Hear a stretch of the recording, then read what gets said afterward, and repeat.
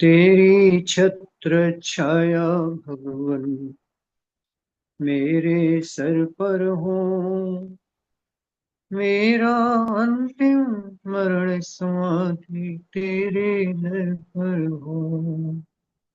तेरी छत्र छाया भगवन। देवादिदेव 1008 श्री शांतिनाथ भगवान की जय। संत शिरोमणि परम पूजाचार्य गुरुवर विद्यासागर जी महामुनिराज की जय। तीन कमनों करोड़ महा मुनि भगवंतों की जय। आज के इस संवाद में सभी का हार्दिक स्वागत है। हजारों किलोमीटर दूर बैठकर भी तकनीक के माध्यम से हम आप अपने जीवन का सार उस समाधि संलेखना की चर्चा करने में तत्पर हुए हैं। हम सबका सौभाग्य है कि जो हम अपने आत्मा के उत्थान की बात को सोचें।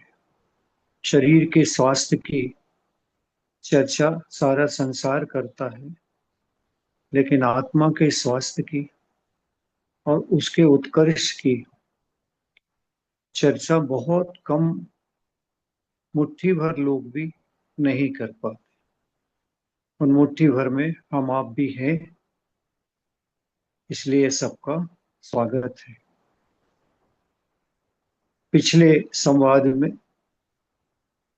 जो चर्चा चल रही थी कि जागे नहीं कषाय, नहीं वेदना सताओ।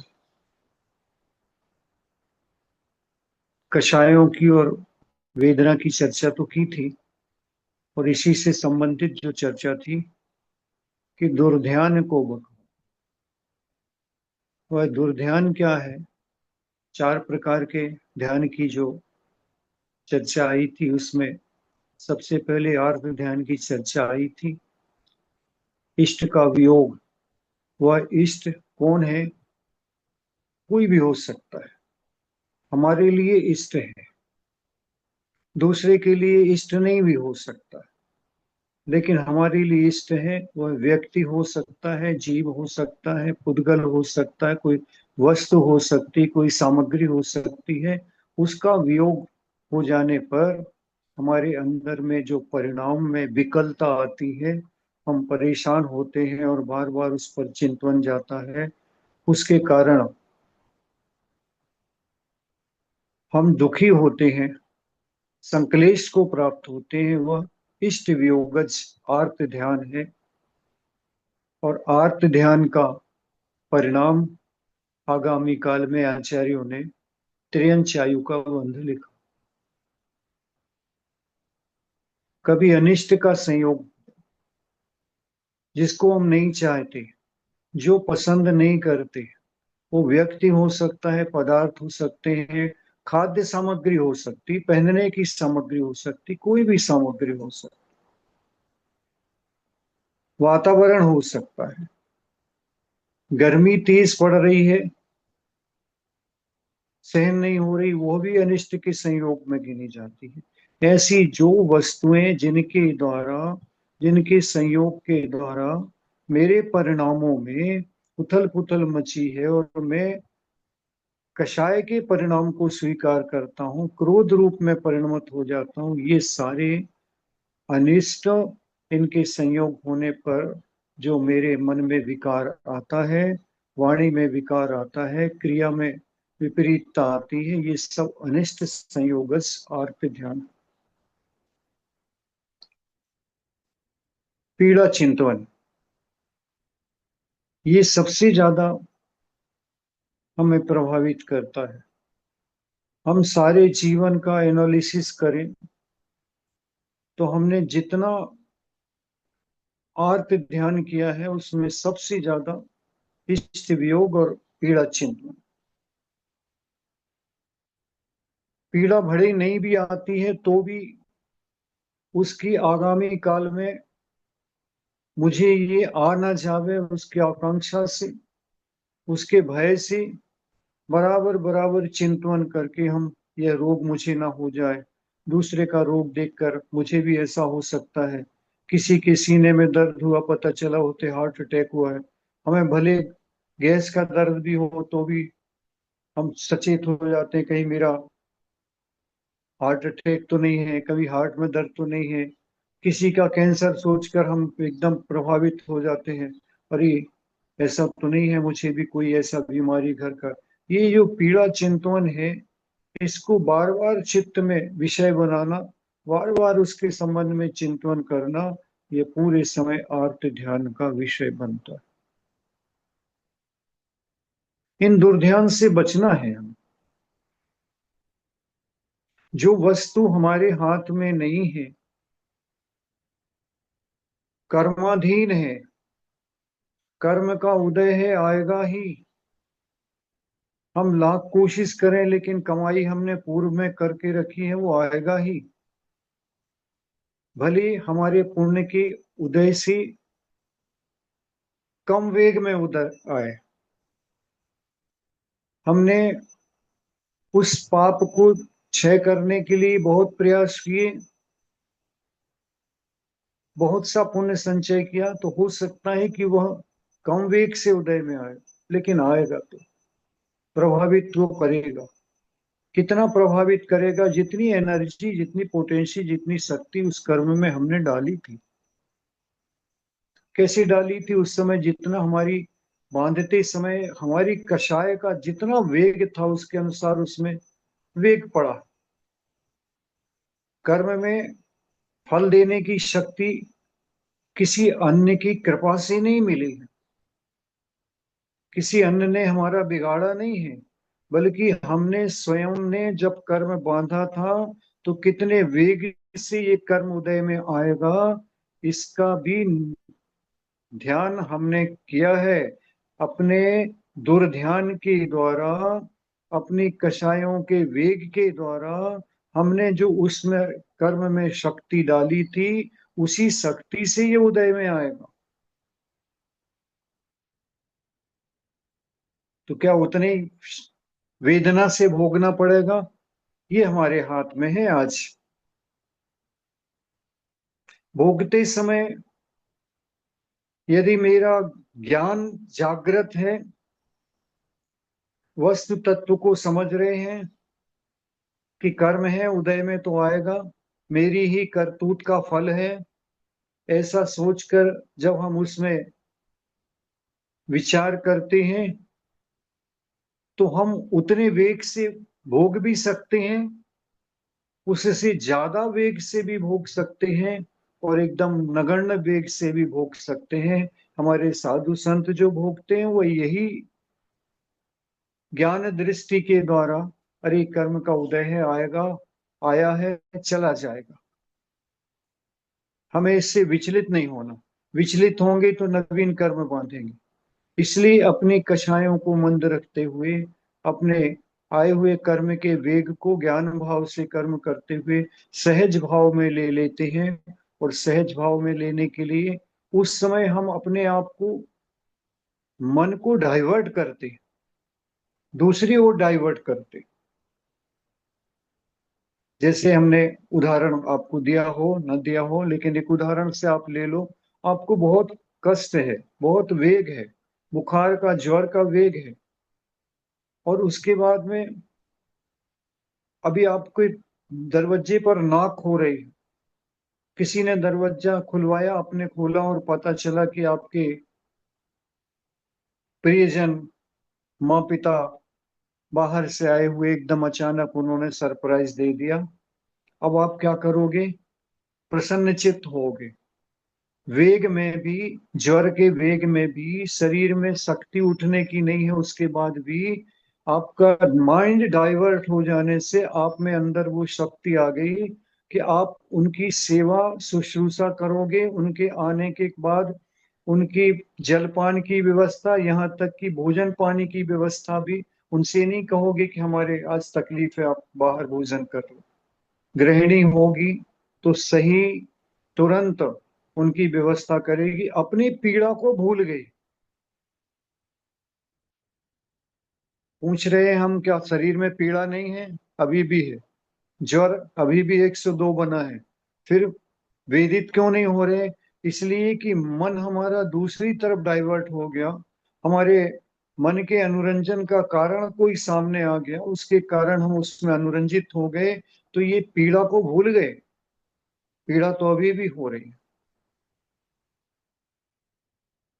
तो आर्त ध्यान इत्यादि के उदय आने पर भी, वेग आने पर भी, इष्ट का वियोग होने पर भी, अनिष्ट का संयोग होने पर भी, पीड़ा आने पर भी, शारीरिक पीड़ा आ सकती है, मानसिक पीड़ा आ सकती है, किसी अन्य के द्वारा दी हुई पीड़ा वेदित कर सकती है। इन सबको भी हम, जरूरी नहीं है कि जितने वेग से हमने बांधा था पूर्व में, उतने वेग से भेज भोगने को हम मजबूर नहीं हैं। ये ज्ञान भाव यहाँ पर, ये चैतन्य शक्ति का उपयोग करेगा, ये बुद्धि का उपयोग करेंगे। इसी को ज्ञानी और इसी को बुद्धिमान कह रहे हैं कि आने के बाद हम सहजता से स्वीकार करेंगे। आ रहा है, आ जाने दो। हम में शक्ति है। हम कोई दूसरी पर्याय में होते तो ज्ञान भाव इतना नहीं होता। मनुष्य पर्याय, वो भी जैन कुल में है। हमने कर्म की प्रक्रिया को जाना है, और इस कर्म को हम सहज भाव से ले लेंगे। किसी व्यापारी को देखते हैं, शॉप के ऊपर बैठा है, पैर में प्लास्टर चढ़ा है, वेदना इतनी ज्यादा है, सुबह का आया हुआ टिफिन भी रखा है, दुकान पर इतनी ग्राहकी चली उसकी, त्योहारी सीजन का समय था, चली, कि वह अपनी उस पैर में चढ़े पलस्तर के वेग को भूल गया। सुबह से भूख लगी है, खाना रखा हुआ है, खाने का समय नहीं मिला, लेकिन खाने की भी भूख लगी नहीं, भूख को महसूस नहीं कर रहा, क्योंकि उसके मन को अनुरंजित करने वाला उसका व्यापार दिन भर चला है। वह दिन भर व्यस्त रहा है, शाम को थक कर चूर हो गया, अब उसे वेदना याद आ रही और भूख याद आ रही। लेकिन 8 घंटे 10 घंटे जो दुकान पर काम करते रहे, उस समय वेदना कहाँ गई थी? वेदना तो वहीं पर थी, उसी शरीर में थी। लेकिन तुम्हारा ज्ञान का उपयोग दूसरी तरफ डाइवर्ट हो जाने के कारण वह तुम्हारे ज्ञान में आया नहीं, इसलिए तुमने उसे भोगा नहीं। एक व्यक्ति के शरीर में, एक जीव के शरीर में, 1 अंगुल में 96 रोग कहे गए आचार्यों ने। 5 करोड़ 63 लाख से ऊपर रोग हमारे शरीर में विद्यमान हैं। हम कितने रोग को भोगते हैं? कितना रोग हमारे उदय में आता है? ना के बरोबर। फिर भी उन एकाध दो रोगों से, एकाध दो पीड़ा से हम पूरे समय पीड़ा चिंतवन बना के रखते हैं, और नई परंपरा को, नए कर्म बांधने को प्रति समय तैयार रहते हैं। इस श्रृंखला को तोड़ना ही है। आर्त ध्यान से बचना ही है। वह आर्त ध्यान के वेग को मंद करना ही है। यही हमारी सार्थकता, धर्म को जानने की, अपने आप को जानने की, ज्ञान शक्ति जो प्राप्त हुई है, चिंतन शक्ति प्राप्त हुई है, मन जो प्राप्त हुआ है, संगी पंचेंद्री का यही भाव है। उसके पास यही यूनिक है, क्या, कि उसे सोचने विचारने की शक्ति प्राप्त है। पंचेंद्री संगी के पहले असंगी पंचेंद्री तक में मन ना होने पर हित अहित का विवेक करने की शक्ति उसके पास में, विचारने की शक्ति नहीं है। इंद्रिय के द्वारा जो कुछ उदय में आता है उसे भोगता है, बस इंद्रियाधीन है उसका ज्ञान, बस इतना ज्ञान है। लेकिन मनुष्य पर्याय में, संगी पंचेंद्रिय के पर्याय में, हमें ये सौभाग्य है कि हम हर कार्य में हित क्या है, अहित क्या है, इसको क्या आवश्यक है, क्या अनावश्यक है, इसका निर्धारण करके, इसके संबंध में विचार करके जो अनावश्यक है उसे हम छोड़ सकते हैं, उसे कम कर सकते हैं। जो आवश्यक है उसे जानकर अच्छे भावों से स्वागत करते हुए उसे भोग लेंगे, तो हम इस श्रृंखला को तोड़ने में सक्षम हो जाएंगे। यही मनुष्य जन्म की सार्थकता है। क्या करें? इस संबंध में बहुत अच्छी बात आचार्यों ने लिखी है। अपनी पीड़ा को बार बार सोचना, अपनी पीड़ा के वेग पर बार बार चिंतन करना। अभी जो पीड़ा नहीं आई है, कोई रोग नहीं आया है, उसके संबंध में भी बार बार चिंतन करना। जो रोग को भोग चुके हैं उसके बारे में चिंतन करना, ये सब का सब आर्त ध्यान है।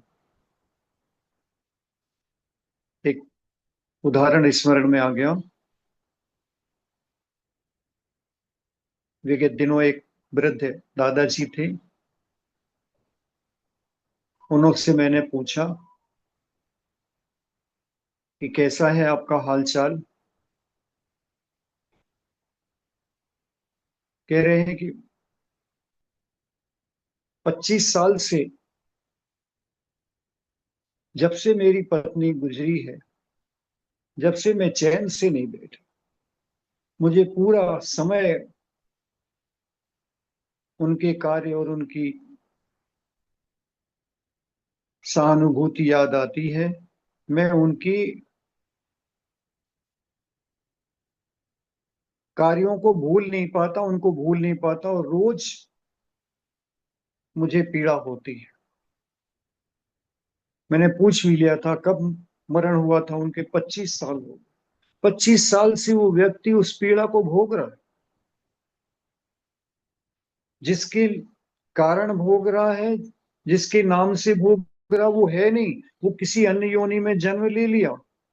वो अपने नए परिवार में मस्त है, और आप उसकी याद को बार बार अपना विषय बनाकर और पीड़ा से ग्रसित हो रहे। यह बुद्धिमानी है? यह बुद्धिमानी नहीं है। इसको हमें निराकरण करना है, इसको सोचकर विषय वस्तु को बनाना है। जो सा संयोग था, जब तक याद था, जब तक ठीक है। अब वह संयोग टूट गया। कितने बार हम ट्रेन में सफर करते हैं, कितने बार ट्रेन में सफर करते हैं, कितने बार बसों में सफर करते हैं। नए नए संबंध बनते हैं, नए नए यात्री से जो सीट में सामने होता है, परिचय होता है। उसके साथ द्वारा, उसके साथ में बैठकर 12-24 घंटे का सफर है। अच्छे से वार्तालाप होती है, अच्छे से सब कुछ होता है, यहाँ तक कि आदान प्रदान हो जाता है, फोन का आदान नंबर आदान प्रदान हो जाता है। उसके साथ ट्रेन में बैठे बैठे भोजन भी कर लेते हैं, सब कुछ है। परिवारवत व्यवहार बन जाता है। लेकिन उसका स्टेशन जब आता है तो हम नहीं उतर जाते उसके साथ में। वह राग, वह संबंध कब तक था? जब तक वो उतरा नहीं ट्रेन से। उतरने के बाद में भले उसने नंबर दे दिया, हम अपने घर में आने के बाद, अपने परिवार में मस्त होने के बाद में हमें कभी याद भी नहीं आती, कभी धूमिल से याद आ भी जाती है, तो हमें उसका रंज नहीं होता, उसके प्रति लगाव नहीं होता। एक स्मरण सा आ जाता है, और उसके बाद हम अपने आप को समझ लेते। यही तो हमारे साथ हुआ है। चारों गतियों से, कहाँ कहाँ से जीव आकर हमारे परिवार में जुड़ गए। यहाँ से अपनी अपनी आयु पूर्ण करके चारों गतियों में अलग अलग जाने वाले हैं। एक सफर था जिस सफर में सब आ गए हैं, और अपने अपने गंतव्य को जाएंगे। जब तक साथ है, जब तक मित्रवत, शत्रुवत नहीं करना, मित्रवत उनसे व्यवहार आत्मीयता से। लेकिन उनके जाने के पश्चात या हमारे जाने के पश्चात उन्हें भी उसी प्रकार का व्यवहार, सोच रखनी चाहिए कि जैसे एक ट्रेन का सफर करते हुए हमने सहयात्री के साथ की। ये कुछ विचार ऐसे हैं, विषय ऐसे हैं जिनको हम अपना चिंतन का बिंदु बनाएंगे। हम पीड़ा को चिंतन का बिंदु नहीं बनाए, हम इष्ट योग को चिंतन का बिंदु नहीं बनाए, हम अनिष्ट संयोग को चिंतन का बिंदु नहीं बनाए, तो हम बहुत से पापों से बचकर अपने उत्कर्ष में 2 कदम आगे बढ़ सकते। यही करने योग्य है। इसलिए आचार्यों ने लिखा है, अपनी पीड़ा का बार बार चिंतन करना, बार बार सोचना अर्थ ध्यान है। लेकिन यही पीड़ा पर के संबंध में सोचना, एक इंद्री से लेके दूसरे संगी पंचेंद्री तक के संबंध में सोचना कि देखो संसार में कितनी पीड़ा है, कितने प्रकार के रोग हैं, नाना प्रकार के रोग को जीव किस प्रकार भोग रहे हैं। उस जीव को देखें, उसकी पीड़ा को देखें, किसी व्यक्ति को देखें, किसी जीव को देखें, किसी त्रियंश को देखें और उसकी पीड़ा को देखकर बार बार सोचें कि देखो तो करुणा भाव है ये हमारा। उसकी पीड़ा को सोचना, उसकी पीड़ा पर विचार करना और ये सोचना कि इसकी पीड़ा शांत हो जाए, तो ये करुणा का भाव है। और ऐसी पर पीड़ा का चिंतन करके जो हम विचार करते हैं, करुणा करते हैं और उसको दूर करने के उपाय में विचार करते हैं कि भगवान कैसे इसका दुख दूर हो सकता है, कैसे इस जीव का कल्याण हो सकता है। बार बार जो ये प्रकार का जो हमारा चिंतन आएगा, ये धर्म ध्यान है। उसी पीड़ा से, उसी प्रकार की पीड़ा से हम आर्त ध्यान कर सकते हैं और उसी पीड़ा से, उसी प्रकार की पीड़ा से हम धर्म ध्यान कर सकते हैं।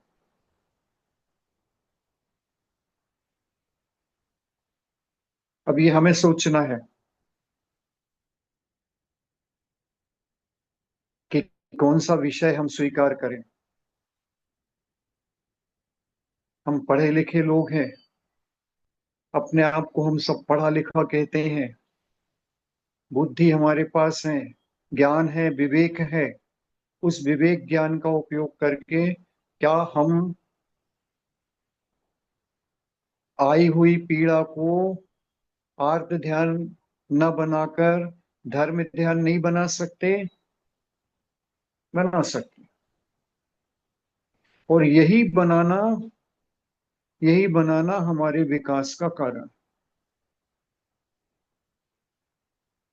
इसलिए ये आर्त ध्यान के संबंध की चर्चा की थी। इसका दूसरे नंबर का ध्यान जो रौद्र ध्यान कहा गया,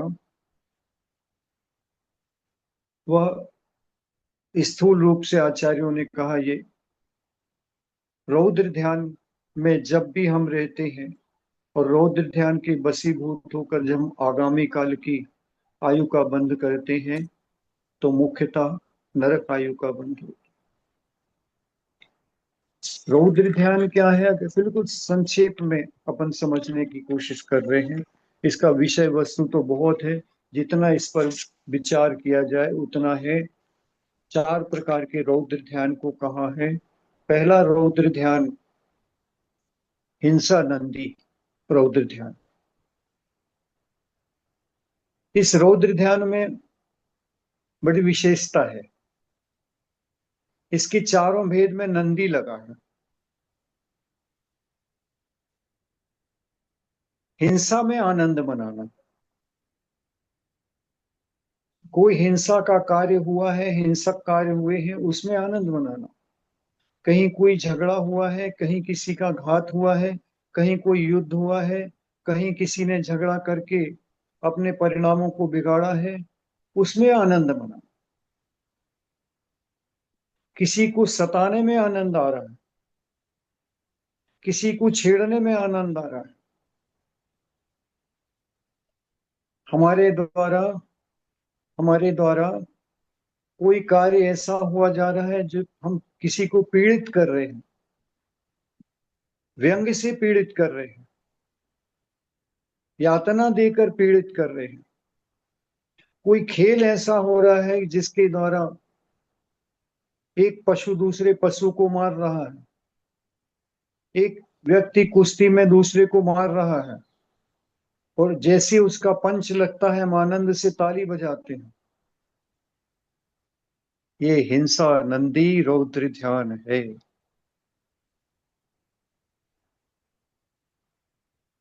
अनेकों बार हमसे एक तत्व हुआ है। अज्ञान दशा में हमने ऐसे ही किया है। जब रावण को जलाया गया तो ताली बजाई है। ताली बजाने का मतलब है अनुमोदना की है। किसी ने किसी को मारा है, कुश्ती चल रही है, किसी ने किसी को मारा है, किसी ने किसी को पंच मारा है, किसी ने किसी को सताया है। हमने तो कुछ नहीं किया, हमने तो दूसरे को खाली उकसा दिया, और उकसाने से वह भिड़ गया, और हम अपने आप को कह रहे वाह, देखो मैंने इसको खुद नहीं किया, लेकिन उसको उकसा कर काम कराया। किए हुए काम में बार बार अनुमोदना कर रहा है, तालियां बजा बजा कर अनुमोदना कर रहा है, हिंसा में आनंद मना रहा है। कितने खेल तो इस देश में, क्या पूरे विश्व में इस प्रकार के हैं। जानवरों को लड़ाना, मुर्गों को लड़ाना, भैंसों की दौड़, बैलों की दौड़, सांडों की दौड़, नाना प्रकार के किस प्रकार के गेम अपन देखते हैं। इस प्रकार के रोज नित नए हिंसा और सताने के उपक्रम। एक देश दूसरे पर हमला कर रहा है, वहां की जीव मरण को प्राप्त हो रहे हैं। उन जीवों के प्रति हम संवेदना भी रख सकते हैं, और अपनी संवेदना रखते ही हैं उसी को विषय बना सकते हैं कि देखो संसार में कितनी हिंसा के अलावा और कुछ है नहीं। लोग आनंद मना रहे हैं। हे भगवान, सब जीवों को शांति, उस देश में रहने वाले जीवों को शांति प्राप्त हो, उन्हें कोई कष्ट ना हो। तो इस रौद्र ध्यान को हम धर्म ध्यान में परिवर्तित कर सकते हैं। अनजाने में किए हुए पूर्व के पाप को डिलीट भी कर सकते हैं। एक प्रश्न इसी के बीच में, इसी संबंध में था, पिछले जन्मों में जो गलतियां हुई हैं उनका प्रायश्चित कैसे किया जा सकता है, जबकि वे गलतियां मालूम भी नहीं है, भले मालूम नहीं है, लेकिन अनजाने में पूर्व पर्यायों में की हुई कर्मों को भी हम यहाँ पर निंदा गरहा के द्वारा, हे भगवान, मैंने पूर्व में जो अनजाने में गलतियां की हों क्या की हैं, उन सब के प्रति मुझे पश्चाताप है। हे भगवान, मैं पूरी समस्त पूर्व के किए हुए कार्यों पर, पूर्व के किए हुए पापों पर पश्चाताप करता हूँ, प्रायश्चित करता हूँ, आलोचना करता हूँ, निंदा करता हूँ, और उसकी प्रायश्चित के लिए कुछ नियम लेकर भले वो एक माला भी फेरेगा नमोकार की कि मैंने प्रायश्चित किया है, तो निश्चित रूप से उसका पाप दे।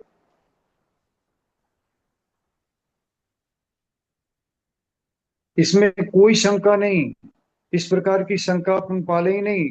हम जन्मों जन्मों के कर्मों को, असंख्यात जन्मों के कर्मों को यहाँ पर जो उदय में नहीं भी आए अभी, उन कर्मों को भी यहाँ पर नाश करने में, डिलीट करने में सक्षम है।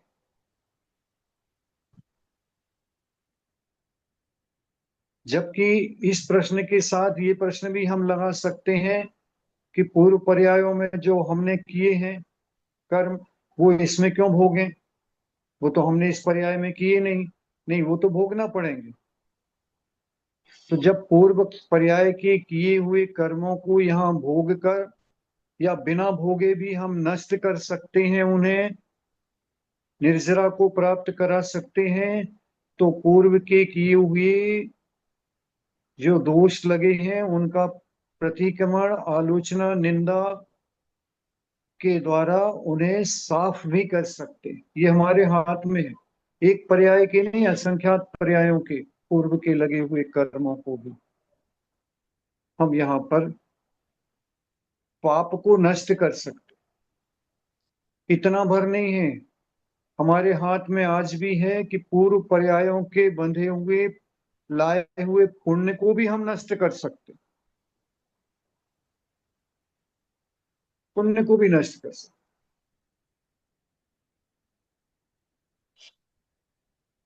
आए हुए पुण्य के उदय से जो कुछ प्राप्त हुआ है, पूर्व के पुण्यों से जो कुछ संयोग मिले हैं, कुल मिला है, परिवार मिला है, संपदा मिली है, ऐश्वर्य मिला है, वैभव मिला है, इसको हम व्यसनों में खर्च कर सकते। मदिरा, जुआ इत्यादि के माध्यम से सब कुछ पुण्य को नष्ट कर सकते।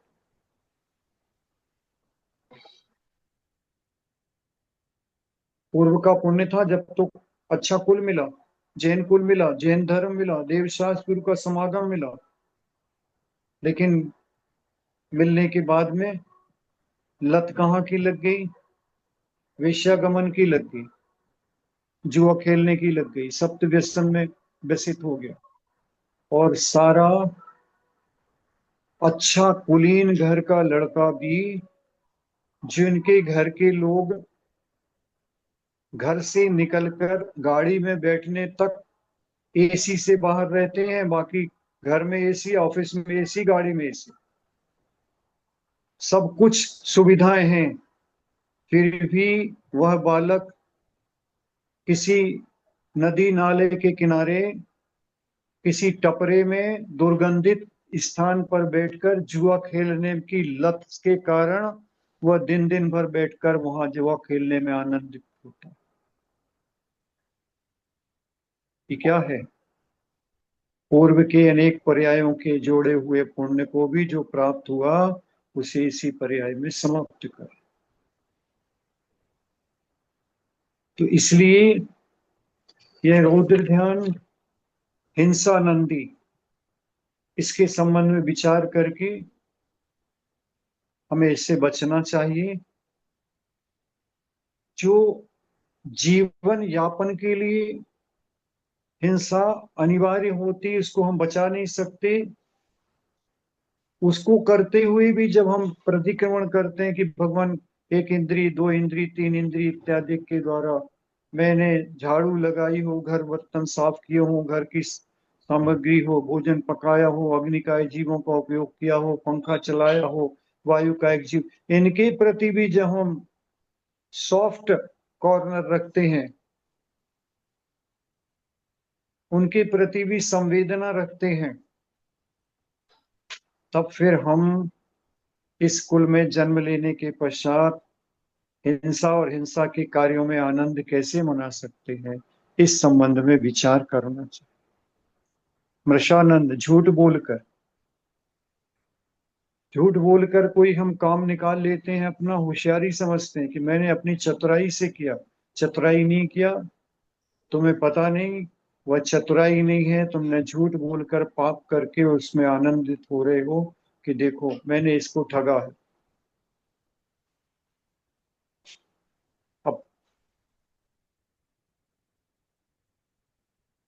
वस्तु तत्व का विचार करो कि ठगा है कि ठगाए गए हो। दूसरे को तुम नहीं ठग सकते, लेकिन स्वयं ठगा गए। कर्म ऐसा बांधा कि जो एक नहीं, सैकड़ों पर्यायों तक तुम्हें प्रभाव देगा। एक समय छोटा सा कर्म भी बांधा होता है, लेकिन उसकी पोटेंसी इतनी ज्यादा होती है कि वह अनेक पर्यायों में अपना प्रभाव देता, अनेक पर्यायों तक उसका उदय आता, निरंतर चला जाता। इसी प्रकार चौरियानंदी, चोरी के गुण सिखाना, नाना प्रकार से ठगने के और चोरी के कुछ तो आजीविका भी ऐसी बन जाती है, उस आजीविका में अब कोई टैक्स कंसल्टेंट है तो वह पूरे समय उस जीव को बचने का उपाय बता रहा है, इस प्रकार से चोरी की जाए, इस प्रकार से टैक्स बचाए। गवर्नमेंट की छूट के हिसाब से अपने आप के टैक्स को बचाना, ये तो ठीक है, नियमानुसार है। लेकिन अनैतिक तरीके से बचाना, ये सब चोरी के अंदर है। अब उसका व्यवसाय ही ऐसा है, पूरे हर क्लाइंट को वो यही समझा रहा।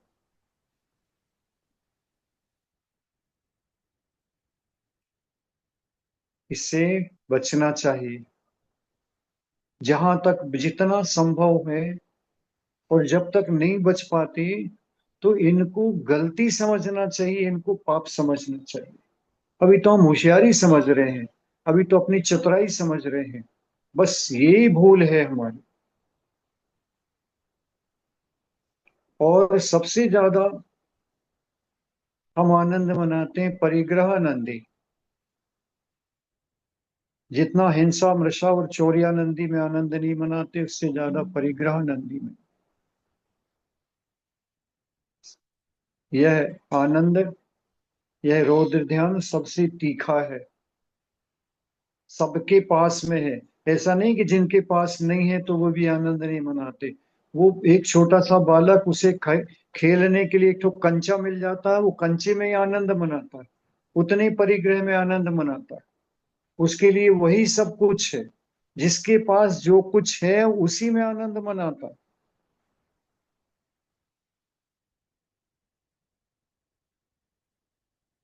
घर है, मकान है, जमीन है, गाड़ी है, कपड़े हैं, गृहस्थी का अन्य सामान है, अच्छा नया नए प्रकार का मोबाइल है, इसमें जेवर है, डेकोरेशन की सामग्री है। इन वस्तु में सभी लोगों का विचार ये रहता है कि मुझे ऐसी चाहिए, यूनिक हो, किसी दूसरे के पास ना हो। और दूसरा देखकर आपसे पूछे, वाह क्या वस्तु आप लाए हैं, कहाँ से लाए हो, इसमें आपको आनंद होता है कि देखो वाह। ये एक की दशा नहीं है, इसमें हम भी फंसे हैं, आप भी फंसे हैं। संसारी जीव की यही दशा है, हर जीव की दशा यही है कि वह इस प्रकार के विचारों में आनंद महसूस करता है और इस प्रकार के कार्यों को। बस यहाँ बुद्धिमानी ये है कि हमने धर्म का पक्ष लिया है, और धर्म के पक्ष के द्वारा जो हमें प्राप्त हो रहा है उसको स्वीकार करो।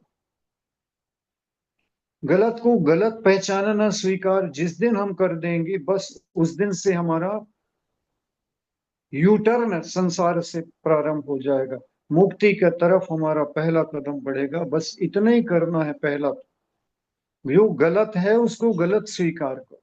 वो आज मिट नहीं पा रहा, हम उसे छोड़ नहीं पा रहे।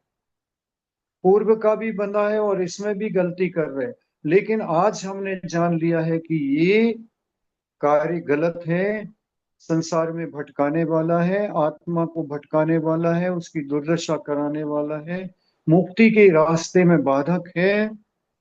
जिस दिन हमारा पहला विचार ये होगा, वहीं से हमारा विकास प्रारंभ होगा। और यही विकास की यात्रा हमें सम्यक दृष्टि बनाएगा। सम्यक दृष्टि और क्या है, कोई अलग से कोई विभूति नहीं है। जो मिथ्या दृष्टि है वही सम्यक दृष्टि बनता है। सम्यक दृष्टि कोई अलग से नहीं आते, कोई अलग से वर्ग नहीं है।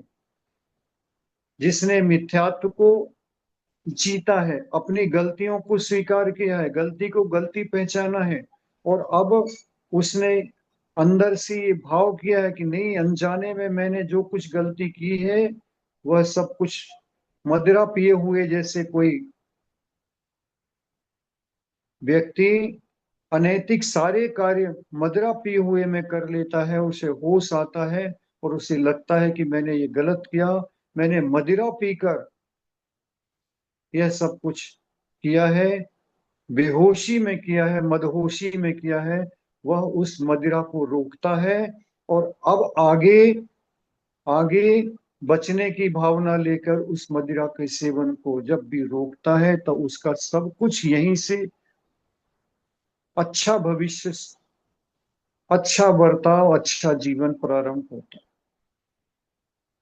हमने भी मोह रूपी मदिरा को अनादि से पी रखा है, और उस मदिरा के कारण अनंत से संबंध किया, अनंत काल के लिए बांधा कर्म, अनंत वस्तुओं से संबंध बनाया। अनंत क्या है? आचार्यों ने परिभाषा दी है, मिथ्यात्व तो अनंत है। मिथ्यात्व क्या है? सही निर्णय का ना होना। गलत निर्णय में, जैसे अपन गलत वस्तु को सही समझ रहे आज तक, गलत को गलत समझना, सही को सही समझना, ये सम्यक दृष्टि का काम। और गलत को सही समझना, ये मिथ्या दृष्टि का। अज्ञान में, मदहोश में, मोहवश, मोह रूपी मदिरा हमने पी है।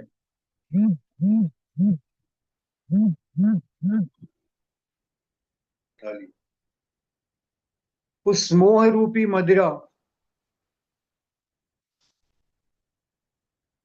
पीते हुए हमने मदहोश में गलत कार्य को सही समझ रखा था, उल्टी दिशा में चल के भी उसे सही दिशा जान रखा था, इसलिए हम संसार में भटक रहे।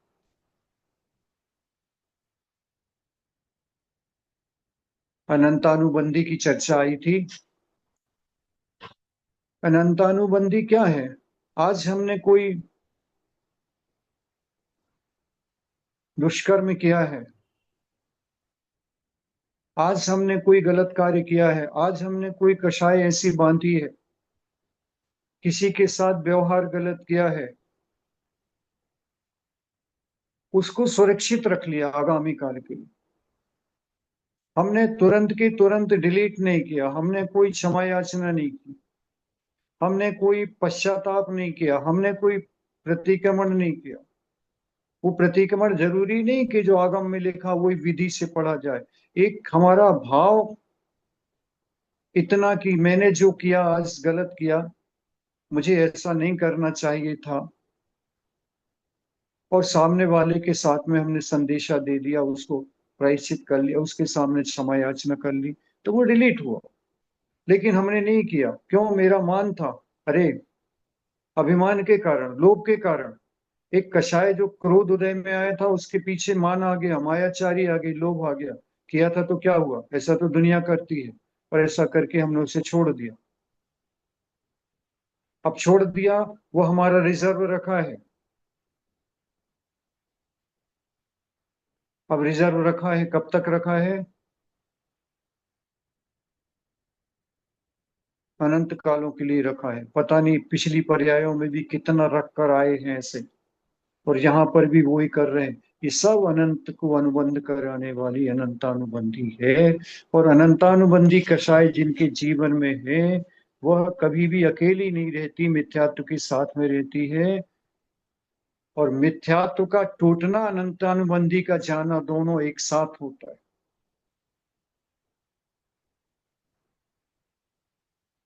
तो फिर हम अपने आप को सम्यक दृष्टि समझें, उसका भी फर्मा है।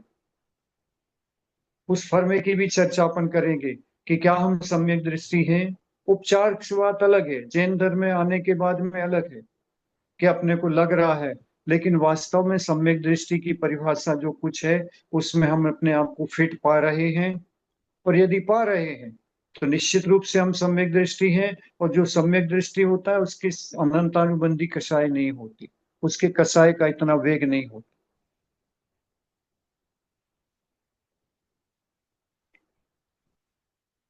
इसलिए जो हमने पहले भी कहा था कि अपने लिए बेड पर आने के बाद में 5 मिनट का समय दो। ये सबसे अच्छा तरीका है। सोने के 5 मिनट पहले एक बार बेड पर बैठ जाओ, 9 बार नमोकार का स्मरण करो, और उसके बाद दिन भर के क्रियाकलाप पर एक चर्चा करो, अपने आप से संवाद करो। मैंने कोई ऐसा कार्य तो नहीं किया जिसके कारण मुझे बड़ा दुष्कर्म बन रहा हो। अभी भी मुझे समय है सचेत करके आज का आज मैं इसे डिलीट करने के लिए, साफ करने के लिए बैठा। और कोई ऐसा कार्य होता है, भले वो छोटा हो, चुभ रहा है, तो उसको वहीं का वहीं समाप्त करो। एक परसों यहाँ पर एक समाधि हुई। उस समाधि के संबंध में चर्चा न करके कुछ एक प्रकरण बना, उसके लिए मैं आपको कह रहा हूं कि वो जब आते थे मंदिर, तो मैं एक प्रतिमा जी के, हमारे पास अतिशयकारी प्रतिमा हमारे जिनालय में है, उसके दाहिने पैर के अंगूठे की 2 धारा करके हम उनका गंधोदक उनको लगाते थे, जिससे परिणामों में निर्मलता आती है और वो अतिशयकारी प्रतिमा का प्रभाव दिखता है। तो उस प्रतिमा के लिए रोज अभिषेक नहीं होता है, साल में 1-2 बार होता है, लेकिन हमें कमेटी से परमिशन है कि कोई छपक राज हो और उनके परिणामों के लिए, उनके विशेष शुद्धि के लिए धारा करनी पड़े, तो हम छोटी सी धारा करके और उनके गंधोदक लगाते। एक व्यक्ति धारा करने के बीच में एक दिन आ गए बीच में, और वो चाह रहे थे धारा करना, तो मैंने उनको रोक दिया। मैंने रोका इसलिए उन्हें कि अगर ये धारा करने आएंगे तो और भी लोग आएंगे, वहां 20-30 लोगों की रोज भीड़ लग जाएगी, और वो जो कार्य है हमारा सब गड़बड़ा जाएगा। इसलिए मैंने उनको रोका और उनको कहा कि जो कर रहे हैं उनके मैं हाथ लगा लिया उन्होंने हाथ। उसके बाद में आई गई भाई, समाप्त हो गई। मैं पूजन करने बैठा, लेकिन मुझे बार बार वो बात चुभ रही है कि मैंने आज इसको मना किया है, और इसके मन में विकल्प जरूर आया होगा कि आज मुझे अभिषेक करने से मना किया है। मैं पूरी पूजन नहीं कर पाया, बार बार सोचता रहा, बार बार सोचता रहा, और मैंने तुरंत उठा, उनके पास गया कि भैया, हमने आपको अकारण नहीं रोका, रोका है उसका बुरा मत मानना। कल की शांति धारा, कल की धारा आप कर लेंगे, आप आपके द्वारा होगी। वहाँ व्यवस्था ये की है कि जो एक कर रहा वही एक कर ले, ताकि भीड़ ना पड़े और कुछ विवाद ना हो। एक व्यक्ति कर ले तो कल की धारा आप कर लेना। व्यवस्था ऐसी थी, तो उन्होंने भी सहज स्वीकार किया, हाँ मुझे मालूम नहीं था, नहीं तो मैं नहीं आता बीच में, आपने बहुत अच्छा कहा। और वो बस वहीं की वहीं डिलीट हो गई। मैंने ये कहना चाहता आपसे कि जब हमारे परिणाम सहज सरल होंगे, तो हमें छोटी सी, इतनी बड़ी गलती नहीं थी, इतना बड़ा कोई अपक्षेप नहीं था, फिर भी वो छोटी सी भी गलती वहां पर मुझे चुभ रही है, और मैं पूजन नहीं कर पाया। तब मुझे लगा कि बस यही है कि अपने को छोटी सी गलती भी तुरंत गलती के रूप में स्वीकार हो जाए। नहीं, हम अगर उसे छोड़ देते, अगला बांध लेता, हमारा तो भूल जाता मान लो, और अगले को याद रहता, वो अपने जीवन पर्यंत याद रख सकता था कि मुझे देखो इन्होंने उस दिन धारा करने से रोका गया। ऐसे ही हमें याद करना है, दिन भर के कार्यों का शाम को रात्रि के बेड पर आने के बाद याद करना है, और उस कार्य को डिलीट करना ही है। इस पर्याय में जो कुछ हमें प्राप्त हुआ है, उसका यही सबसे बड़ा पुण्य है हमारा, कि हमें सोचने समझने की शक्ति मिलकर हम अपने दुष्कर्म को उसी दिन के उसी दिन साफ करने में सक्षम। और आप विश्वास करो, जब ये आप करना शुरू करेंगे तो आपके परिणाम अति मंद होंगे, क्योंकि तीव्रता में नहीं कर सकता, गुस्सा में नहीं कर सकता, तीव्रता में नहीं कर सकता। तो निश्चित रूप से मंद है। और वो मंद परिणामों के द्वारा जो आप काम करोगे, वहां से आपका जो पुण्य वर्धन होगा, आपको छोटी से छोटी गलती जल्दी से स्वीकार होगी और आप उसे सॉरी करके दूसरे से आगे बढ़ने का प्रयास करोगे। यहाँ से विकास अपना प्रारंभ होगा। यही करना है, यही करना है। और इसको करने में आनंद करना है कि आज मैंने एक दुष्कर्म को बचाया अपने जीवन में, बहुत समय तक रखने के लिए, बहुत समय तक रखा रहता, मैंने आज बचाया। और ऐसा एक एक करके हम बचाएंगे तो विश्वास रखें सारे के सारे दुष्कर्मों से बचने का दिन भी हमारा आज है। इसलिए पढ़ा लिखा काम नहीं आता। क्या आता है? जो जीवन में धारण किया है वह धर्म है। परिभाषा भी लिखी, धारयति इति धर्म।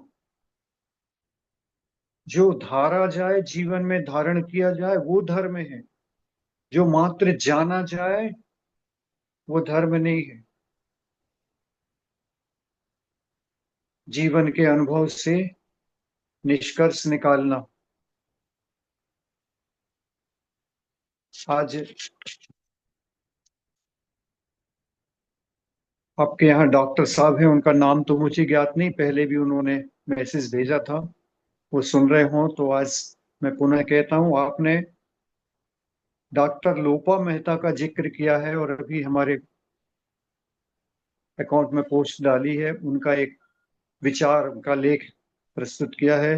वो वास्तव में यथार्थ और सत्य है, वही सत्य है। मरण स्वाभाविक है, वह जीवन की स्वाभाविक क्रिया है। जीना और जीने के बाद में मरण करना, जो डॉक्टर्स का हिसाब है कि हम इस रोग को ठीक कर लेंगे तो ये जीता रहेगा, ये धारणा गलत है। सब जीव अपनी आयु का प्रमाण लेकर आते हैं और उस आयु के प्रमाण के पूरे होने के पश्चात जीव को मरना ही है, भले वह पूर्ण स्वस्थ रहे तो भी। इसलिए वह लेख सबके लिए पढ़ने योग्य है। पूरा मैंने बहुत डिटेल नहीं देखा, उसमें हो सकता है कोई बात ऐसी भी हो जो अपन को स्वीकार ना हो, लेकिन ऊपर से स्थूल रूप से मैंने जो देखा है वो वही सत्य है। और इसको हम इस संदर्भ में सोच सकते हैं कि जो भी हमने समाधि परसों पूर्ण हुई है, उस समाधि में उन व्यक्ति को जो भोजन पानी स्वीकार किया था, उसके द्वारा स्वस्थता आ गई। थोड़ी बहुत जो रोग था वो भी समाप्त हो गया, और समाप्त होने के पश्चात वो बिल्कुल स्वस्थ हो गए। सारे ऑर्गन्स उनके, लीवर किडनी इत्यादि सारे ऑर्गन्स अच्छी तरह से काम कर रहे थे, अच्छे हट्टे कट्टे थे। 75 किलो से कम वेट नहीं था, 6.5 फुट की हाइट थी, अच्छा स्वस्थ शरीर, चमकता हुआ दमकता हुआ रखा था। एज 86 हो गई थी। जब स्वस्थता आ गई समाधि में, धीरे धीरे जो उन्हें भोजन दिया गया उसके कारण और स्वस्थता आ गई, क्योंकि उन्हें सूप पर रखा, पानी पर रखा, सूप पर रखा, इतने पर मात्र में उनको स्वस्थता आ गई। तो जब उनका समाधि पूर्ण हुई, उसके 30 मिनट पहले उनका गिरावट हुई शरीर में। अभी तक बढ़िया थे, मंदिर लेके गए, व्हील चेयर पे दर्शन किए, सब कुछ किए, विधान शांति विधान बैठकर पढ़ा, द्रव्य चढ़ाई, सब कुछ किया, जल दिलवाया, उनको सूप दिलवाया। और उसके बाद में मैं घर गया, सब कुछ अच्छा था। एकदम से एक 15 पर खबर आई कि उनकी तबीयत बिगड़ने लगी। देखा गए तो अपने आप बिल्कुल स्वाभाविक संकुचन जो शुरू होता है शरीर का, वह शुरू हुआ। बीपी धीरे धीरे कम होना शुरू किया, श्वास धीरे धीरे मंद पड़ती गई, और 30 मिनट के अंदर। ये प्रक्रिया क्यों हुई? क्यों? आयु कर्म के निषेक समाप्त होने वाले हैं, आयु समाप्त होने वाली है। तो शरीर में कोई ना कोई अंग तो बैठेगा। वो किसी रोग से नहीं बैठ रहा, वह स्वाभाविक अपनी शक्ति जो कुछ उन्हें प्राप्त हुई थी, जितने समय तक के लिए शरीर प्राप्त हुआ था, वह शरीर अब नियम से पात को प्राप्त होगा। इसलिए वह क्रिया स्वाभाविक है जो अपने लेख में लिखी उन्होंने, डॉक्टर लोपा जी ने। वह स्वाभाविक प्रक्रिया है और इसे स्वीकार करना चाहिए। और उन्होंने लिखा कि मुझे अस्पताल इत्यादि में न रख के, बल्कि उन्हें लगा जरूर कि एक हॉस्पिटल में ऐसे में रख दिया जाए जहां पर वो उस प्रकार की प्रक्रिया को स्वीकार करते हैं। निश्चित रूप से यही प्रक्रिया है और यही सत्य है, इसे स्वीकार करना चाहिए। समय आपका हो रहा है, हो ही गया है। हम भैया जी, भैया जी, यहाँ पर एक अम्मा जी हैं, द्रौपदी आंटी हाँ नाम है उनका, द्रौपदी, वो 7 प्रतिमाधारी हैं। इस समय जी। अमेरिका में है, तो वो चाह रही थी हाँ अपना परिचय देना। अम, हाँ हाँ तो वंदना द्रौपदी भैया जी। हम्म, हाँ हाँ वंदना भैया जी। हाँ हाँ वंदना मैं 80 पूरा कर चुकी हूँ। मेरी 7 प्रतिमा है, करीब 10-12 साल हो गए हैं प्रतिमा जी। प्रतिमा करते हुए पालन। अब बहुत यहाँ अच्छा है। अब यहाँ मैं आ गई हूँ। अभी 8 महीने हो गए, मेरे को 9 महीने लग गए। अभी तक मेरे पति थे, पिछले साल अक्टूबर में चले गए, जी। तो बेटा होती है तो वो जबरदस्ती ले आया यहाँ पे। तब मेरे अच्छा। मन में वेदना रहती है, मैं दीक्षा लेके अपनी समाधि करना चाहती हूँ। यही भाव है अब मेरे बिल्कुल को। भी हाल को विकल्प नहीं करो, वहां पर रह रही वहां पर भी समाधि आपकी होगी। यदि शासकीय बाधा नहीं है, शासकीय बाधा नहीं है तो स्वाभाविक रूप से आपकी होगी, और आपके घर पर ही होगी। घर जैसे पे। हम लोग बम्बई दिल्ली की कराते हैं, वह भी हाँ। हमारे लिए उतनी दूर है जितनी दूर आप हो। तो सारे कार्य मोबाइल से होते हैं, हम इस समय वीडियो कॉल से देखकर सारे संकेत आपको देंगे, सारे साथ में रहेंगे। और जैसे जैसे निर्देश करेंगे उस अनुसार आप करोगे। बिल्कुल बच्चों को इतना भर तैयार कर लो कि हमारी जब संलेखना का समय आवे, हम संलेखना स्वीकार करें, तो आप जो कुछ भी निर्देश मिले उसके अनुसार आप हमारी सेवा कर देना। और भी जो आपके घर के पास में कोई धर्मी जन है, उनको भी मैं कह दूंगा कि वो भी आपकी सेवा में तत्पर हो जाएंगे। और आप वहां रहकर भी कर सकती हैं, एक ऑप्शन आपके पास ही है। दूसरा ऑप्शन आपको इंडिया आकर करना है तो भी आपकी समाधि का व्यवस्था बन जाएगी। आप जैसा निर्णय करेंगे। हम तो चाह रहे हैं कि एक समाधि आप कैलिफोर्निया में करो, ताकि लोगों को प्रैक्टिकल देखने में मिल जाए और सबके अंदर की भावना जग जाए, और सब उसको करने में अपने आप को सक्षम हो सकें। एक प्रैक्टिकल कर लो। 4-5 साल पहले एक प्रैक्टिकल दिल्ली के अंदर कराया था मैंने, उसके बाद 4-5 समाधियां हो गई, 1-2 बंबई में हो गई कर। तो इसलिए परिचारक भी तैयार हो जाएंगे, जिनको बताएंगे सब लोग थोड़ा समय दे देंगे, एक आधा भैया आधा जी, घंटे, एक एक अम, घंटे। ये हाँ। अम्मा जी जो हैं टेक्सास डालस में हैं, जहाँ आकाश अच्छा। जी है ना, आकाश एक, आप जानते होंगे उन्हें। हाँ तो हाँ कई हाँ, लोग हैं आकाश जबलपुर। श्रावक जो हाँ। हेल्प आकाश कर देंगे, लेकिन वो हमारे कैलिफोर्निया में नहीं है। बहुत दूर कोई रहते हैं बात पर नहीं। मुझको भैया हाँ, जी, कर बहुत दूर देंगे, है। लेकिन जो भी हेल्प करनी होगी कर देंगे। तो मैं आप हिम्मत मैं रखो, हूँ साहस रखो, कैलिफोर्निया में। घर वालों को भी मानसिकता बना के तैयार रखो। बेटे को ये घर। बोल कर रखें कि आप हमें यहाँ ले आए हैं, तो आप हमारे अनुसार से हमारा समाधान करते हुए हमारा अंतिम आप अच्छे से कर दें, यही आपसे प्रार्थना है। ऐसा करके उनको पहले से मानसिकता उनकी बना लें। तो घर पे हम लोग ऐसा करते हैं कि घर भी नहीं छोड़ना पड़ता। घर का एक कमरा अपन ने रिजर्व रख लिया कि ये कमरे के अलावा मैं 3 लोग का त्याग कर देती, तो उस हम्म। कमरे पर भी अपन उतनी जगह का दोष लगता है, बाकी 3 लोग के आवागमन का छूट जाता है। सारे परिणाम अच्छे होकर वहां पर भी अच्छा हो सकता है। बस आप उतनी व्यवस्था घर के स्वजनों को तैयार करके रखें, वजन उनकी क्या, बेटा मानसिकता में। एक है भैया जी, हमारे यहाँ बेटा एक है और इतना व्यस्त रहता है, उसको कब सिखाएं। बस सुबह ये ले जाता है मंदिर हमको, अभिषेक दिखाता है, पूजन का 2 घंटे मंदिर में रखता है, फिर लेके आ जाता है। फिर मैं अपना करती हूँ अपने आप से सारी व्यवस्था। नहीं, अपने आप से आप करें, आप निश्चिंत रहें, आपका हो सकता है सब कुछ।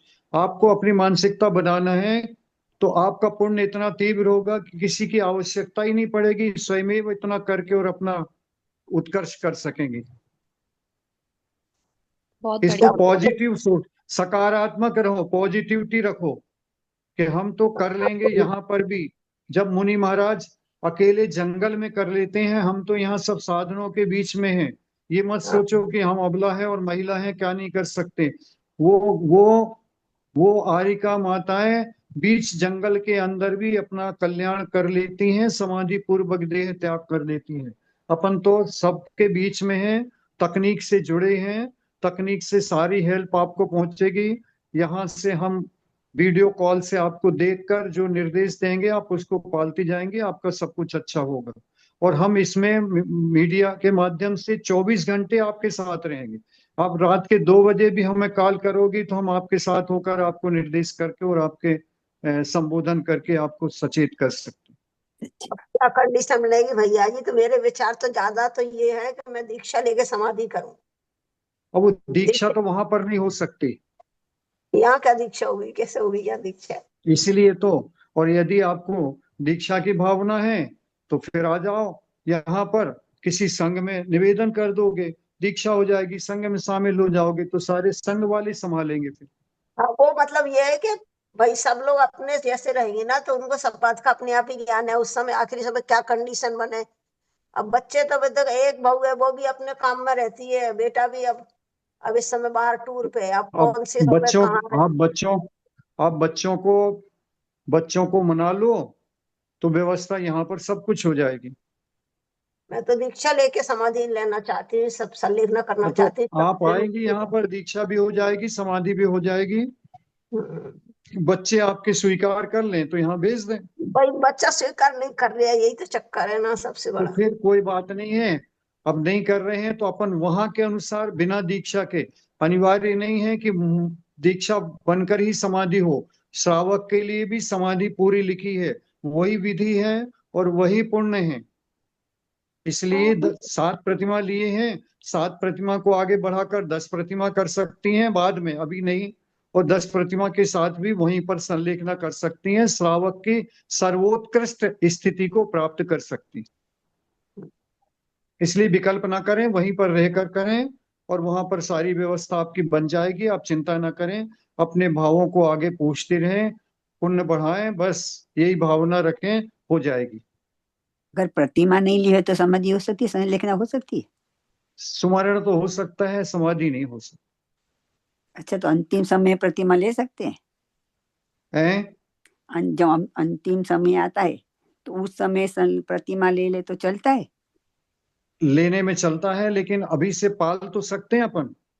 वो नहीं, मैं यहाँ सब वो नहीं कर सकती। मैं कैलिफोर्निया में हूँ तो मेरा पालन तो कर मंदिर सकते दूर हैं तो है यही। और हाँ, तो वो यही तो दूर है। अंतराय पड़ा है अपना। प्रतिमा पालन ये में कोई अपना ही दिक्कत नहीं है अंतराय, भैया जी यहाँ पे। यही अपना प्रतिमा अंतराय पालन कर्म आराम से है। हो जाती है। ये अपना अंतराय कर्म है कि अपन सच को बात वो है। मौका नहीं मिल पा रहा। लेकिन कोई बात नहीं, उससे पश्चाताप नहीं करें। जो जो मिला है जो मिला है उसमें ही अपन कोशिश करें कि क्या हम कर सकते हैं। अच्छी बात है। तो अभी जब तक नहीं है, मंदिर के दर्शन नहीं मिल रहे हैं, तो उसको अपन टीवी इत्यादि के माध्यम हाँ, से वो मैं देखकर लाइव देखती अभिषेक हूँ, पूजन। मंदिर को लाइव देखती लेकिन हूँ मैं। लेकिन लेकिन उसके लिए हमेशा वो बना के रखें कि ये मेरी कमी है और मुझे भगवान आगे आखिरी समय पर ये प्राप्त हो जाए तो मैं व्रत को भी स्वीकार करके और अपने को ले सकूं। तो इस प्रकार बाकी नियम पालन करने में, प्रतिक्रमण, सामायिक भोजन और जो कुछ भी शुद्धता है उसको पालना शुरू करो। अकेले दर्शन भर को छोड़ दो अभी, और बाकी सब पूरा फॉलो शुद्धि करो। का खाना भी नहीं कर सकती मैं, वो मेरा प्रॉब्लम है। बाकी मैं प्रतिमा, असामयिक, प्रतिक्रमण, पूजा वो सब मैं करती हूँ। रात्रि तो भोजन, जब चार शुद्धि प्रकार त्याग, ये भी मेरा देखो है, जब चारों प्रकार का देखो त्याग जब रात्रि क्षणा को। जल नहीं होगा तो ठीक है, फिर जितना है अपन उसको सुमरण मानकर सुमरण से कर सकते अच्छी बात है। हैं। हाँ कि जी भाई अब मेरी ठीक है, इतना ही हम। सुमरण में कितने भाव रह जाते हैं? अब उस सुमरण के भाव ये है कि आगे आपको फिर ऐसा संयोग मिलेगा कि आप किसी भाव में, आगे किसी भाव में ऐसे कुल में जन्म लेंगे कि इस स्थान में जन्म होंगे कि वहां पर आपको प्रतिमा इत्यादि व्रत लेने का सौभाग्य मिल जाएगा। फिर अच्छी वहां बात है। से आपकी समाधि का साधन बन जाएगा। अब यहाँ से समाधि का साधन नहीं बन रहा, लेकिन अपने पास ये मौका आ जाएगा कि आगे के भवों में हमें समाधि के साधन का, उपचार का साधन मिल जाएगा। धन्यवाद भैया जी। धन्यवाद। स्त्री पर्याय का छेदन होगा, पुरुष पर्याय को प्राप्ति होगी, और उसके अनुसार अपने को व्रत प्रतिमा स्वीकार करके ऐसा द्रव्य क्षेत्र काल मिलेगा, भाव मिलेगा कि उस स्थान पर जन्म होगा, और वहीं से अपन व्रतों को स्वीकार करके हो सकता है मुनि आर्य का मुनि बनकर भी अपना कार्य कर सकते हैं। ऐसा नियोग प्राप्त इस सुमरण से होगा। चारू ठीक जी है, आप सभी नहीं को होंगे जय तो जिनेन्द्र। प्रॉब्लम नहीं होगा आपको। हाँ, सभी को जय जिनेन्द्र। जय जिनेन्द्र। चारू जी आपने मेरे पास वंदना आना भैया। है। वंदना जय भैया जय जी। जिनेन्द्र। वंदना भैया जी, सबको वंदना जय भैया जिनेन्द्र। वंदना हाँ, काका जी। वंदना भैया जी। वंदना। जय जिनेन्द्र। सबको वंदना जय भैया जी। वंदना हाँ। वंदना। आज आचार्य श्री का विद्यासागर जी का आज जन्म दिवस है, पूर्व पर्याय का। जी जी शरद पूर्णिमा का दिन है आज। जी। अच्छा आज उनकी जन्म दिवस है। हाँ, जी, अवतरण दिवस। आचार्य भगवान को याद कर लेना सब, हाँ, पूजा भैया कर। हाँ, उनकी पूजा करेंगे। हाँ, उनके उनकी पूजा। पूजन कर लेना, उनके गुणानुवाद कर लेना। या जी हाँ पूजा करनी नहीं तो क्या, हम तो हाँ, मंदिर विद्या जाते हैं। मानस जी की मैं आरती करूंगी, भी नहा धोकर ना मैं आरती करूंगी। जी जी, बहुत ठीक अच्छा। है। हाँ वंदना भैया। ठीक है।